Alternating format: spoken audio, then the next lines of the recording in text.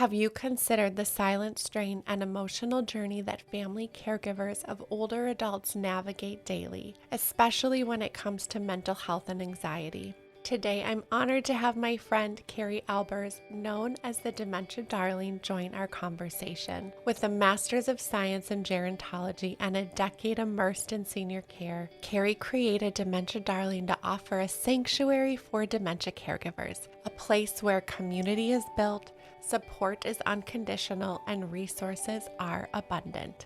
Beyond her mission with Dementia Darling, Carrie plays a pivotal role as a care advisor for Eugenia, sharing innovations that bring dignity to the dementia journey. However, like many caregivers, Carrie's story also includes supporting our mental health, touching upon topics like ADHD, depression, and anticipatory grief. Today's episode promises to be an enlightening conversation. We'll explore the signs pointing towards anxiety in caregivers, discuss stigmas and misconceptions, and introduce resources and products designed to uplift and support, such as the calming hug available at Eugenia. Through today's episode, our aim is clear: to share our story, to ensure caregivers understand that they're never alone in their struggles and that there's strength in seeking help. So whether you're a caregiver navigating the complexities of anxiety or someone eager to understand the caregiver's journey more deeply,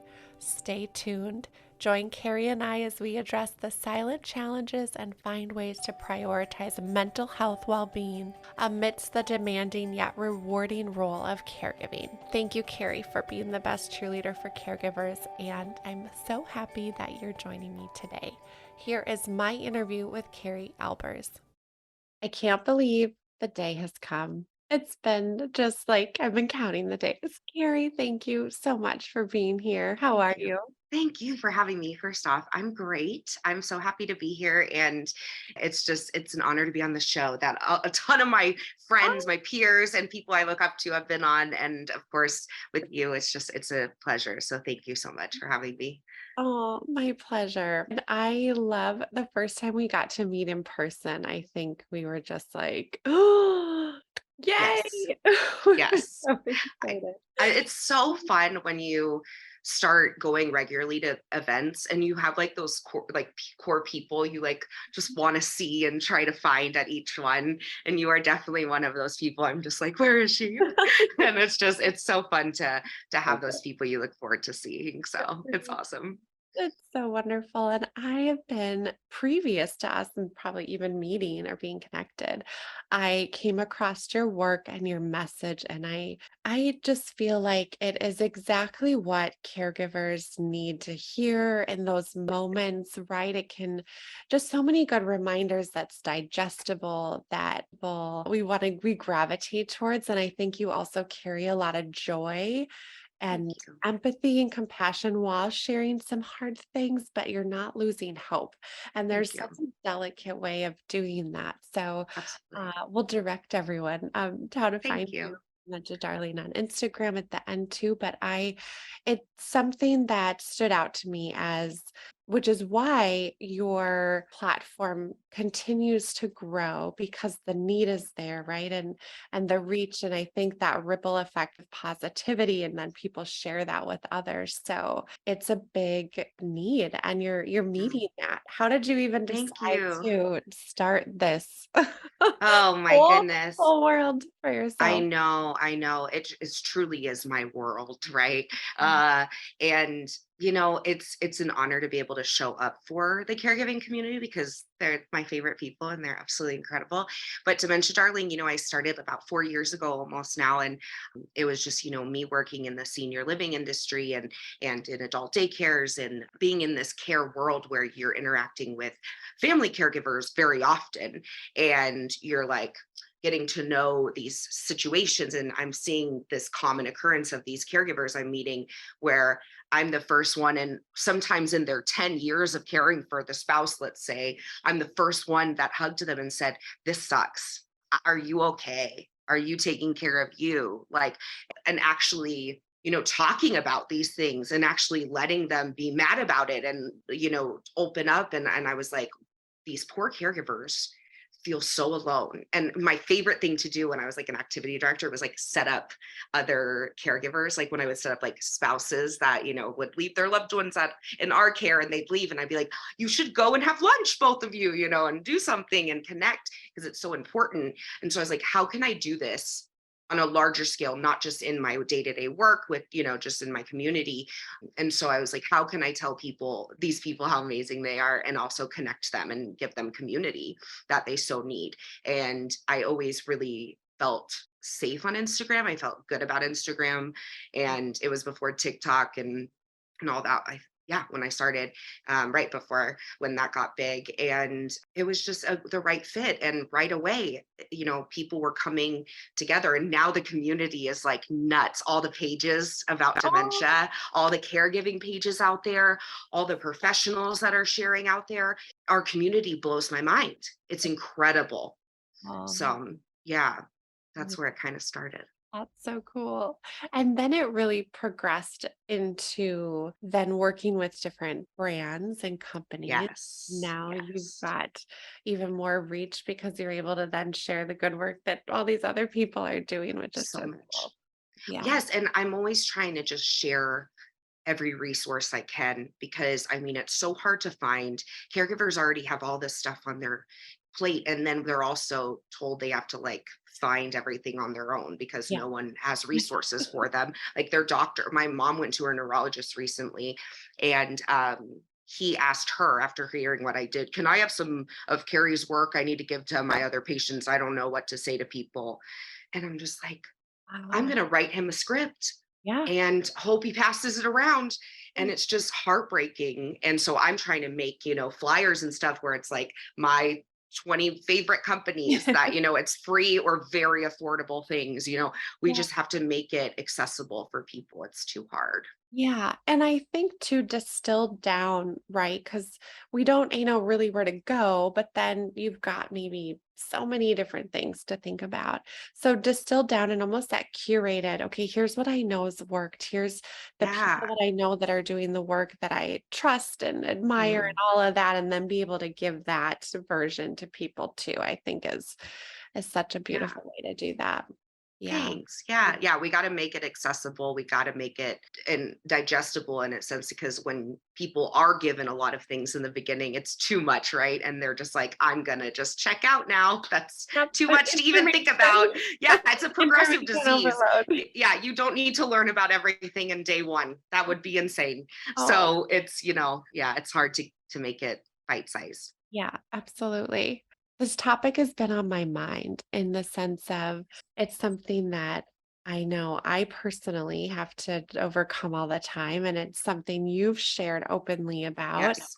And that was one thing we talked about when we got to meet in person is I thanked you for your vulnerability and openness and sharing about anxiety Yeah. because I think it is can be something we carry and we don't share because that feels uncomfortable sometimes, right? So, Yes. not only from like a personal standpoint that you and I both have had to navigate that, but also I see and I hear from families it being just a common experience that they're going through within that caregiving dynamic, right? There's some of those like inherent challenges that we have to walk through and because we don't like you said, right? How do we learn everything and the pressure we put on ourselves that can breed where anxiety lives. And so I'll also say Carrie and I are not psychologists.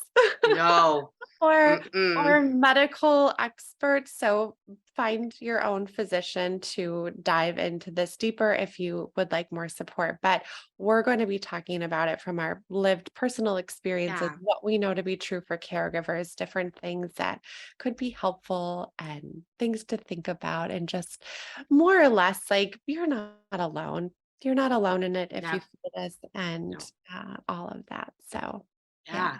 Yeah, we need to talk about mental health Mhm. more all the time and in every area of life. I mean, it's across our entire lifespan that we can have these situations and, and if you're experiencing anxiety during your caregiving time, you're like Nicole said, you're not alone at all. And that is understandable, Right. like very understandable. And so it's okay to need to get help in this season of your life. And it's not going to be there forever. It's not going to be like this forever. And you're able, to get the help you need to work through it. And even if it does, stick around for a really long time, getting that help is necessary. And you can get through it. I promise. There are people and resources in place to help. Yeah, there is. Part of it is, I think, understanding, how it shows up. And in the caregiving world, what do you see as that can be a source of anxiety for caregivers Oh, as they're what isn't? I can mean, be? so I want to also preface, and I actually got a new diagnosis 2 weeks ago of Oh, myself. And I wow. haven't shared it yet. If you want me to share it, If you I feel mean, comfortable. I'm asking you. I should ask myself. No, I'm just kidding. No, I want Only to share it yeah, because I'm always going to be open about my mental health. If it helps one person feel seen, it's worth it to me. So I'm not embarrassed. yeah. So I've been very vocal. I live with depression and anxiety, Mm. but I want to tell you my third diagnosis because my experience might be impacted by this. So I don't want others to be like, that's not what my anxiety sounds like, because I have something else going on top of it. Right. So I was diagnosed with ADHD, Oh, and women usually find out a little later in life. And I feel so validated. oh my God. And yes, and it has a lot to do with anxiety. And it has it's like really intertwined. Oh, So I just wanted to state that in case my anxiety looks a little different. right, right. And I've heard too, researching, I have a very good friend of mine who's I'm in my 40s, right? So you get diagnosed a little bit later. And Yeah, and that shows up so differently in women, so or different. your typical symptoms that I think mainstream talks about. So it often Yes, goes undiagnosed for yes. so many years. How did you discover that this was? Well, I thought these things that are symptoms of ADHD were all my faults as a Mm, person. Like, these are the things that I'm just not good at as a person. In my head, I was like, this is just my faults. mm, Like, this is normal. But I started like really having trouble managing my thoughts. I was getting to a point where I couldn't relax or sleep because I had a thought going this way, this way. Like, that's how I imagine it in my head. They're like doom, doom, doom. And like I can't even catch them. And I will be in the middle of a sentence and I will forget what I'm saying, like all these things. And I just thought I was like mentally overloaded. But it's been like years. But then it got to a point where it was that. And then I had a panic attack at an airport 2 weeks ago. And I was like, I think it's time I see if there's something else going on. And so I started looking up all my symptoms and like how you can't turn off your brain, and your worrying gets really intense, and the anxiety gets heightened, and things like this, and a lot of other things too. And it just was like, I thought I was being punked. I was like, who wrote this on oh, the internet? It's me. Like, I see. I was Yeah. crazy. So I got in with a psychiatrist like that, and thank goodness, and got a new diagnosis and a new care plan. Wow. And yeah, Okay, that has to feel so so empowering validating, that you have the so information. empowering, Yeah. so empowering. There's hope. I feel like I'll be unstoppable once I get this under Oh control. my gosh, you will be able to be like, she is doing all the things. She's doing it.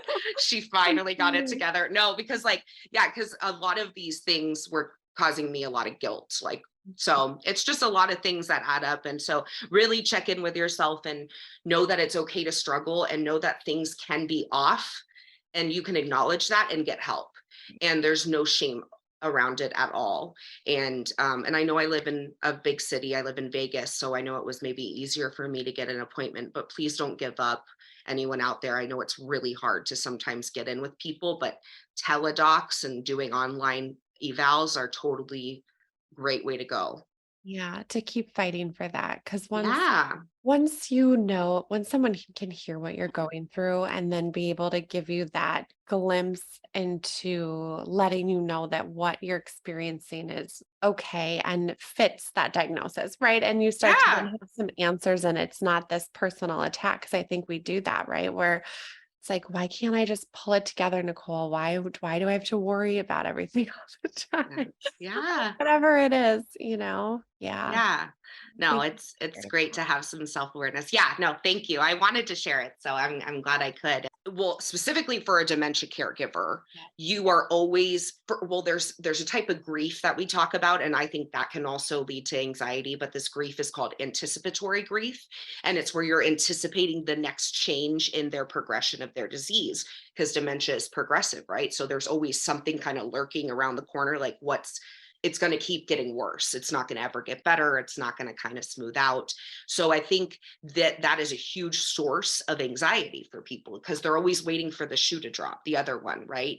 They're always just kind of like, okay, they've been kind of the same baseline for a while now. When's it happening? Like, what's it going to be? Is it going to be they can't eat next or can't sleep or can't speak next or can't, like it's all these things. So I think that's a huge one for dementia caregivers.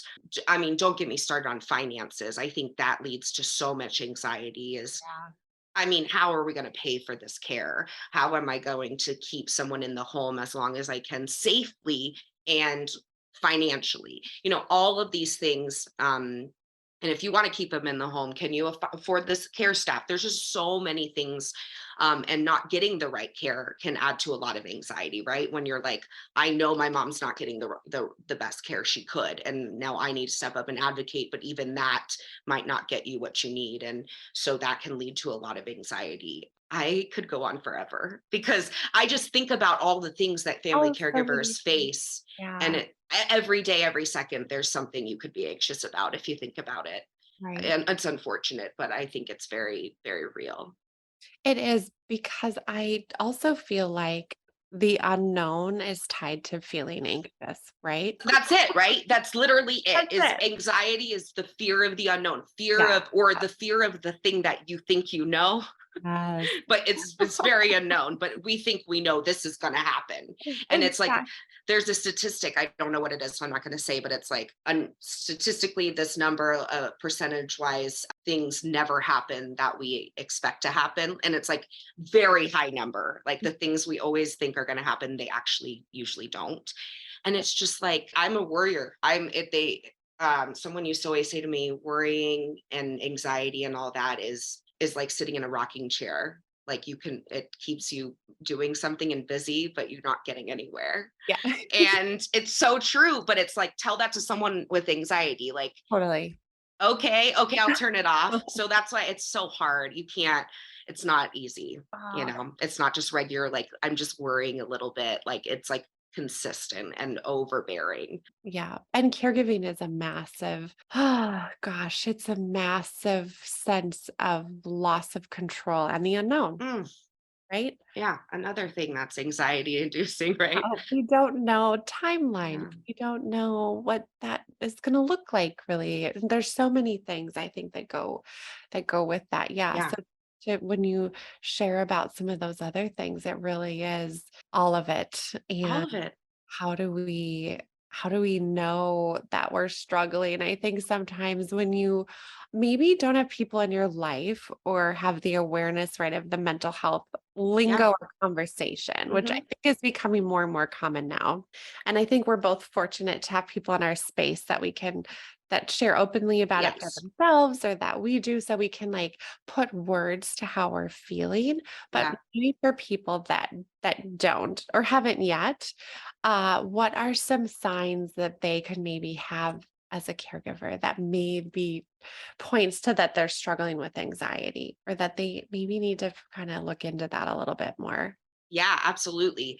I would definitely start paying attention to your thinking patterns. Like, are you always focusing and honing in on specific worries, fears, Mhm. things that are out of your control? And if it's something that you're not able to, finish tasks or get through things because it is so much of your brain power worrying about things, that's something, you might need to focus on. If you're feeling, really nervous all the time, maybe restless even, and you're not usually, fidgeting or like that, that might be coming out physically as well as like being really tired but not being able to sleep because you can't calm your mind. Things like that it can be really difficult, and that leads to even more trouble because you're not sleeping, right?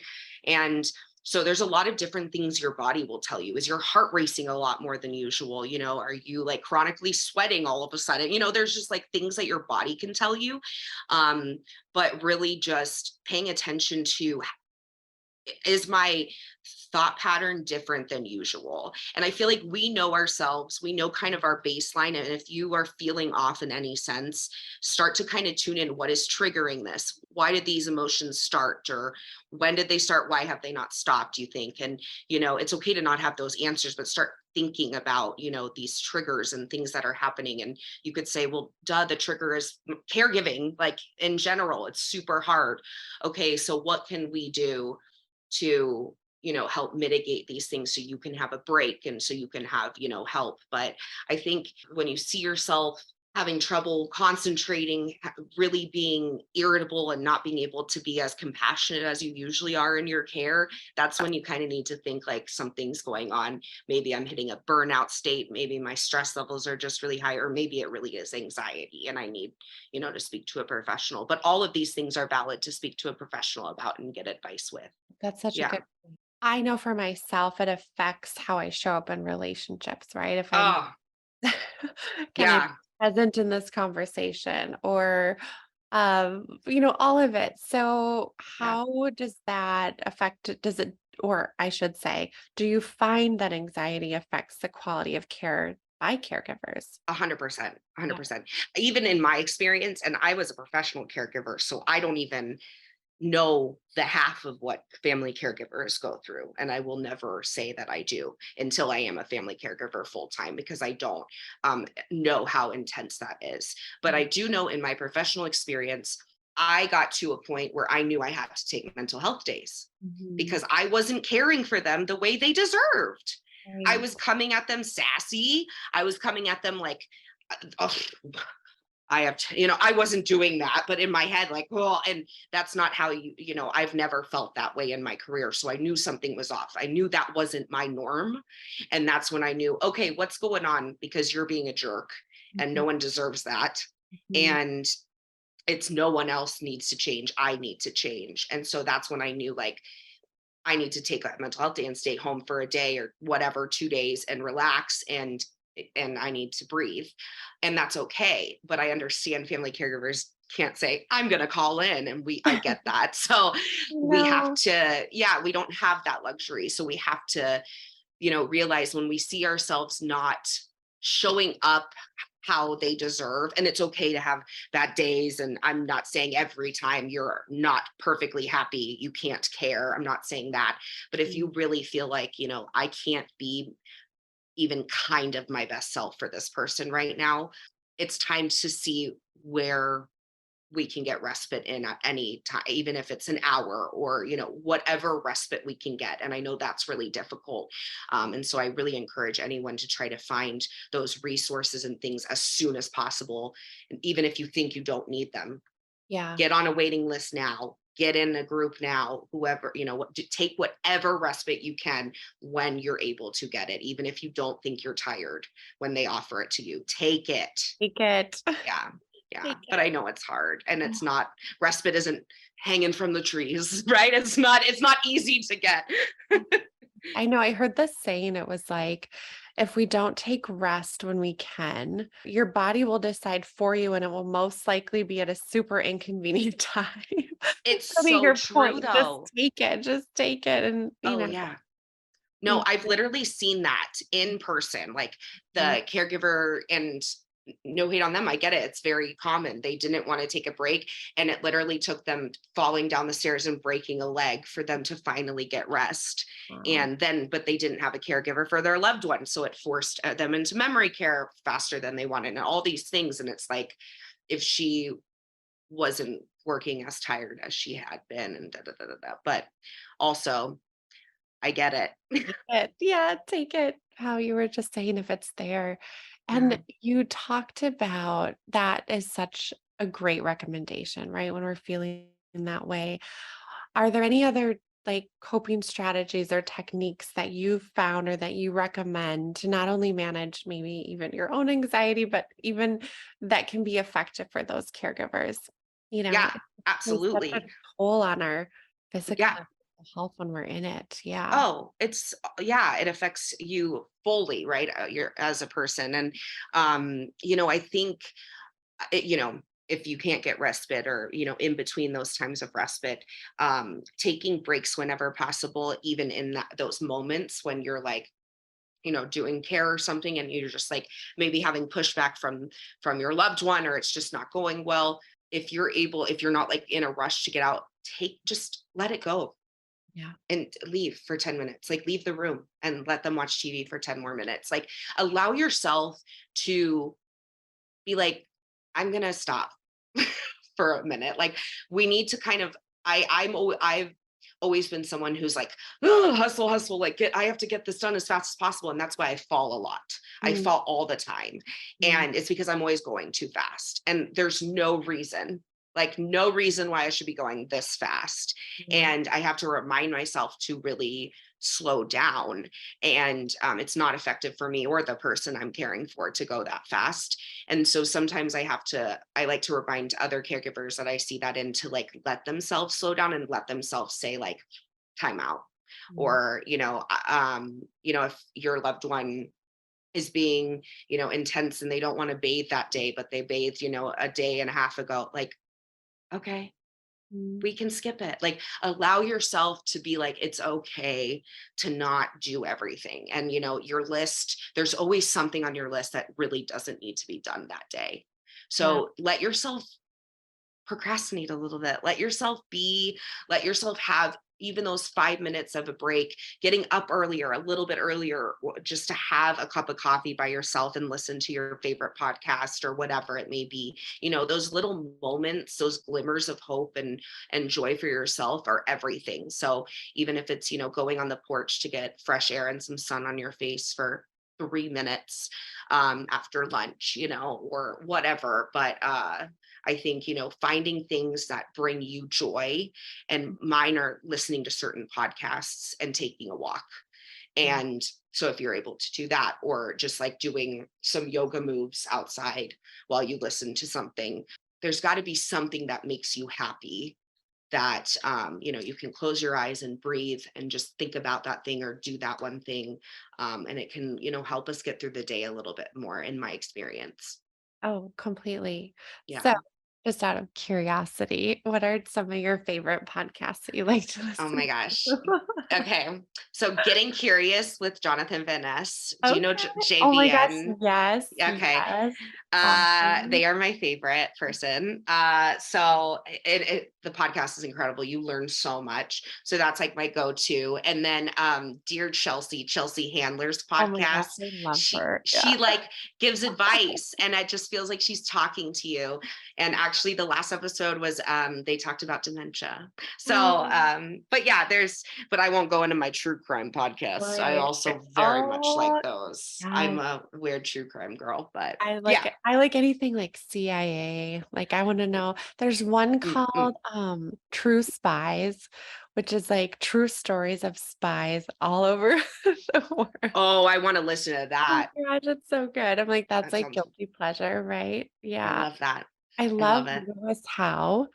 I don't know if you Lewis Howe, No. he has a podcast, The School of Greatness, and he interviews so many different types of people and different topics, but his voice, to me, I'm a voice person. I need to actually Mm-hmm. like Oh listening to the yeah. voice. So it doesn't cause me more anxiety, right?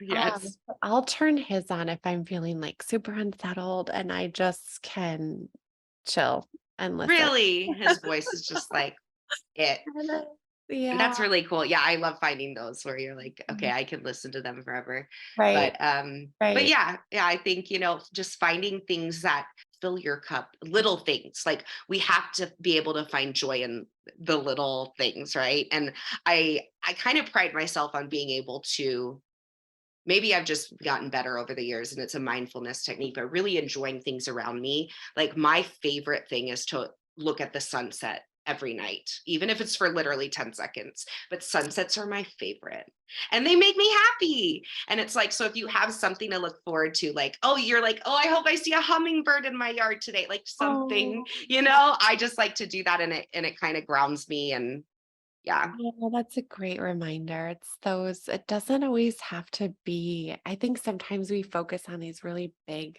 things, but Mhm. really it's those small moments that Yeah. I've been practicing gratitude, which I know it's I not a love that. new concept or new idea, No, but I was on it my is walk for a the lot. other yeah, I was on my walk the other day and I was like, I'm so thankful my legs work and are getting me moving. I'm so Yes. thankful that the sky is blue. I'm so thankful that I get to do this podcast today or whatever it is. And I think there is science and I don't know the details, but I do know there's science behind when we're practicing the gratitude that it does really change how our wiring is in our brain. It does. Yeah. No, it totally does. And actually, I was going to say that for when we talk today, Mhm. because a mindset shift is sometimes really what we truly need. Mm, And it's hard to get through that when you're in the thick of something so sad. mhm, And I mm, know, like, because I specifically work with dementia caregivers, and that can just be, I mean, there's not much greatness going on there. It just, honestly, you have to make it, you have to find it, yeah, right? You have to be the ones to seek it out. It isn't filled with fun. It's really daunting and scary. And I think, I'm not telling people to shift in their mind dementia's fun, like, I'm not like crazy, but mm, I think you have to shift. This is my situation. How am I going to show up the best I can? Because I can't change this situation. So, how can I show up and make it? How can I make it now some in control in this situation to where it feels like my situation and not what has been given to me necessarily? And so you can kind of shift your brain and say, this sucks, mhm, but this is going to be a part of my life where I'm going to show what I'm capable of doing as a person, and giving the love I can share with, with caring for another person. And I think, hindsight's 2020, but I hear from so many caregivers that mm, have been doing it for years or that are out of it that say that time in my life taught me more than I could ever say. And mm, it taught me such beautiful purpose. And mm, it gave me all these wonderful things. And they don't say anything negative about it, but that, of course, that their loved one's gone. yeah, And so when you hear that, you're like, I get it that when you're in the thick of it, you don't see those things, but I want you to try to focus on the fact that those things can be there if we choose for them to be. mm, And we can know that in the long run, I'm going to learn a lot from this. Like in the long run, after I go through this really tough experience, I'm going to be a different person, and I'm going to be able to help other people, and I'm going to be a stronger person, whether I like it or not. mm. And I'm going to be a more compassionate person, and I'm going to know how to care for people. And you can like look at these things as these are going to be positives at the end of this. Mm, It's going to suck right now, but this is going to be a positive thing. I'm getting time with my parent that I never would have gotten. mm, I'm getting this intimate relationship with one of my parents that I wouldn't have gotten if they didn't get dementia. mm. So, like, yeah, it sucks, but they have it. So how are we going to capitalize on this and make it a good moment for us in the end? And that is building a strong relationship as you care for that person and loving them through it, and hoping that, you can support them in being themselves as long as possible, and just see the beauty in that relationship that comes out of that, because that's what's so beautiful talking to caregivers. And they say, I never would have had a relationship with my mom. I never thought could hold my mom and rock her and make her feel loved like she made me feel loved growing up. Like, these things that caregivers say fill your heart, because it truly is, it can be a lot of beautiful realizations that come from it, and beautiful lessons and relationships. Wow, what a perspective change, when It's you so hard. in that Yeah, lens. And it's the constant reminder I think we need though, right? Because at absolutely. times we can do that and we're like, okay, I'm going to find gratitude in these moments. And then things get hard and we get overwhelmed. But we do need to put that community around us in place so that we're Yes. constantly encouraged and reminded. Because I think that, So, someone yeah. I'd interviewed talked about it's really that's the marathon. It's the marathon of caregiving. Yes. And so Yeah, you have to build in that stamina, resilience, absolutely. all of that. So thank you for being just speaking to that so beautifully and Yeah. encouraging for people. Thanks. When we're in it, right? How have you found is a way that people have kind of successfully built those support systems, right? If we're needing that, where do you recommend that we go to for that? Or even just whether it's not philosophically, that's not the right word, but like specific resources that you love that are great support systems, Yeah. or even just the idea of that. And where do we start with that? Yeah.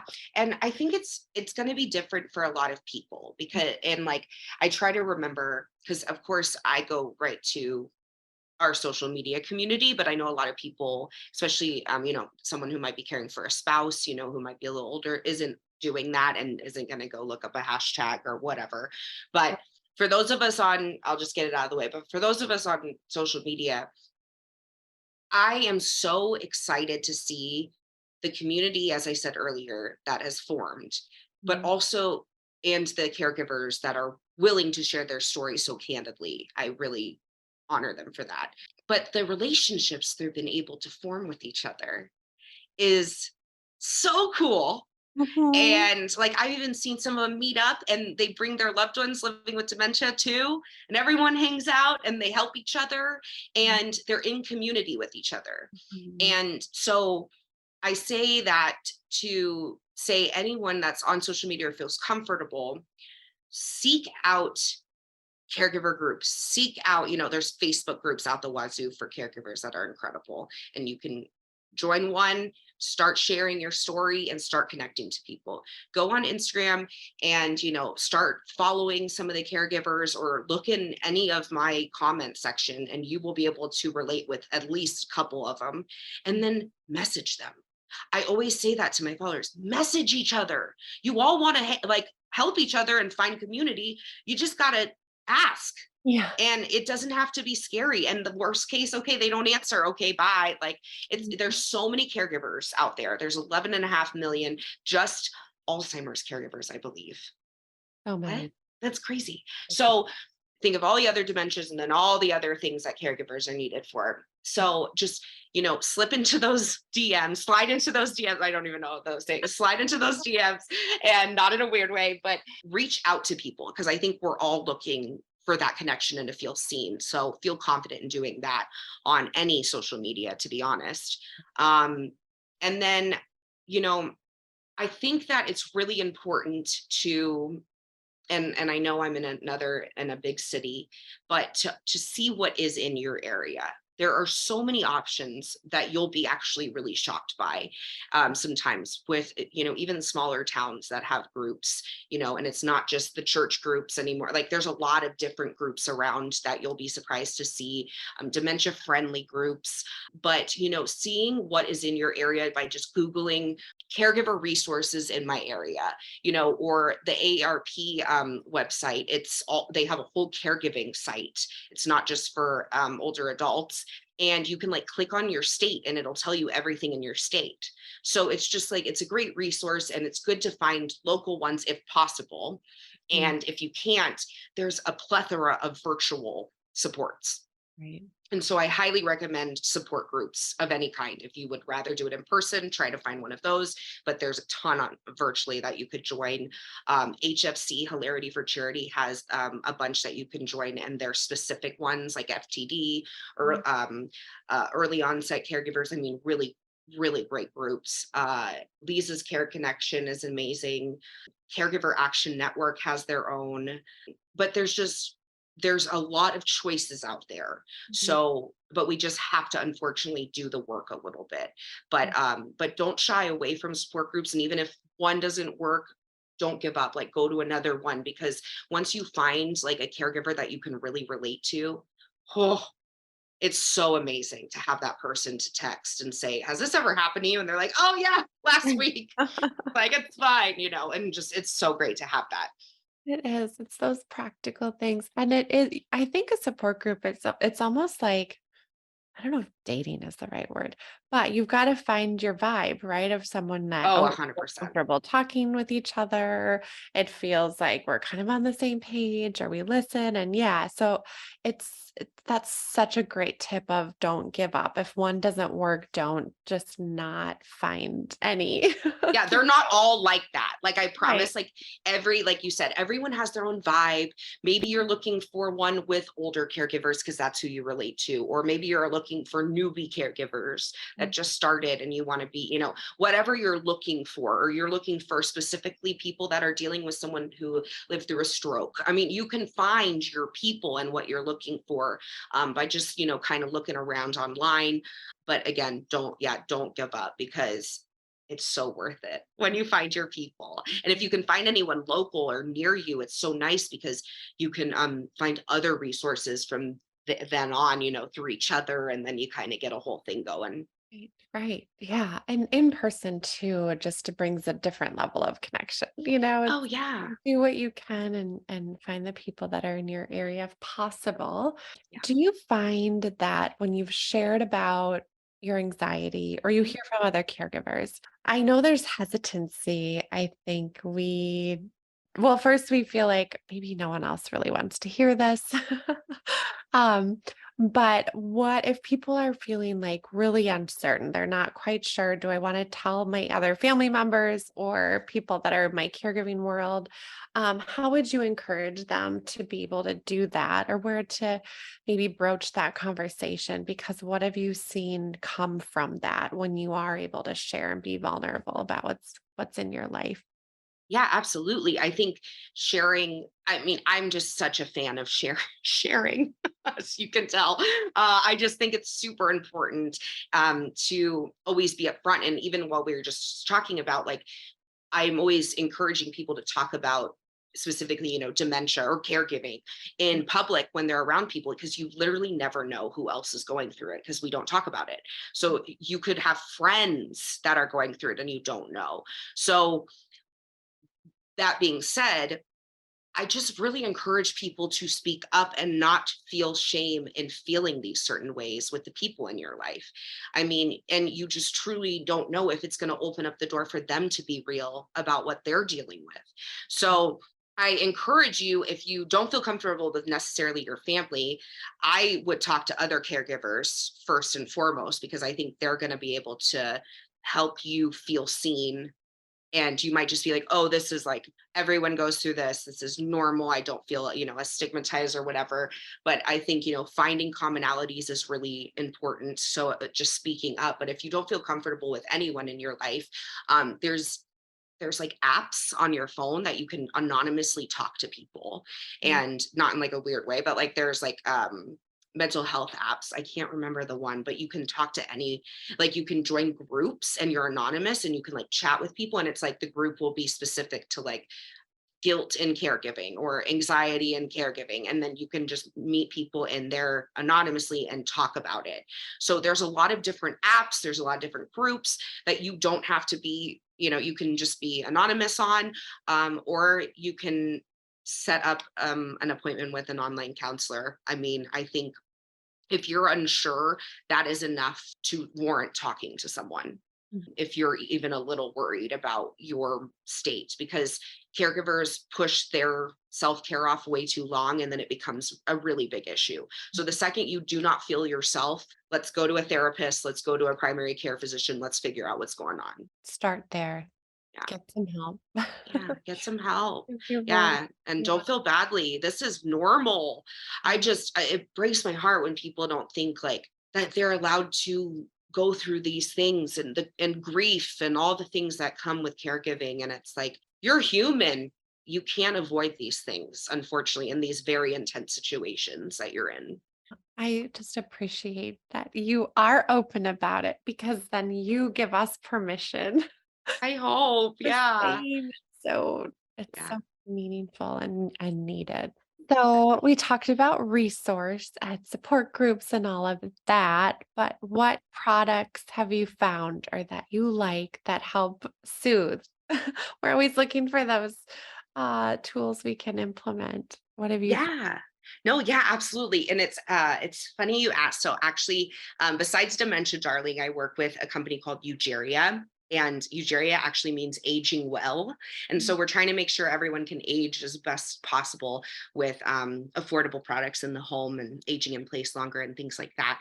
And one of my favorite products that came from the UK, and it came from a woman who visited a hospice care and wanted to hug everyone. And she said, "Oh, I wish I could hug all these people." And so she went and created a hug. So we have these amazing guys that they're long, but Mm. this is the hug. And it has little, like, these are weighted at the end. The hands are weighted. And so it goes around you. And it has a box inside that has a heartbeat. So Wow. you have a heartbeat to calm you down, and it really does. So my anxiety, I love having this guy. Definitely gives me I get a couple stares on the airplanes when I've had this, but uh, Oh. there's a heartbeat, so you really can sync up with it. Mm. And then on the box inside, you can also add any music you want, and then, or like an MP3 of anyone's voice or a message. But the heartbeat is just, it's so calming. And what I've seen for people, especially living with dementia, it is just such a great way to calm anyone during sundowning, anyone having extreme anxiety, because I've seen, like, it's kind of funny. This is just, it's just made me laugh because I noticed when I was giving out baby dolls to calm people with anxiety and dementia care, a lot of the guys would, like, a lot of the time they take it, but the other half they'd go, "I don't want to babysit. That's too much responsibility." And I'm like, I get it. I get it. So I'm like, That you're makes right. I should, they would be like, "You take care of your baby." So I'm like, this is nice because it doesn't look like a baby. So everyone will take it. but exactly. but I Oh. love it because, like, therapists have been buying them, Mm. and they give them to people while they're in their office and they're having a hard session. Or a lot of children with autism are loving these as well. So there's, these can be used in a lot of ways to mimic that needed hug that a lot of us just sometimes need, that weight, that feeling of the heartbeat to calm us down and to kind of it's really nice for me because I just breathe until my heart is in tune with the heartbeat, and I just deep breathing until I get there, and it makes me feel a lot better. And I spray like lavender on his head so I can breathe it in. Oh, So that's there's like ways, yeah. But yeah, this is one of my favorite things for anxiety for everyone across the lifespan. see, but we will direct them. Okay, so where can they go to find what you're talking about and learn more Yes. about you and what you're up to? Yeah, absolutely. So you can actually get the hug at eugeria.care, and our whole line of products will be available at the end of August 2023. So we will have that ready really soon for everyone. But the hug is available now, and then me, please follow me on Dementia Darling on Instagram, Facebook, TikTok. I'm also on YouTube. But yeah, just, I'm coolest on Instagram though, so go there first. Yeah, yeah, But yeah, I mean, please join our amazing community. It's just, it's a great, just a great place to meet other caregivers, yeah. and just a really positive way to look at things, because I know you have enough negative things and things you're dealing with. So I like to have, a page that will help you and also give you a little, added lift of positivity if possible. So come join the Dementia Darling pages. Love to Oh, see you there. it does. Thank you for sharing about all of this and being so Thank you. honest and Thank you. giving us permission to do that. I appreciate it. Always. And you, and I'm excited. I'm sure I'll see you, I don't know, one of these days. Oh, I'll see you at another conference. I know. Yeah, for sure. I I think can't wait. Thank you so much for being here. Thank you. Thank you for having me. Thank you, caregivers. Thank you for listening today. If you enjoyed our episode, please subscribe and give us 5 stars. In all honesty, we'd love to hear from you. Thank you so much for listening to our episode.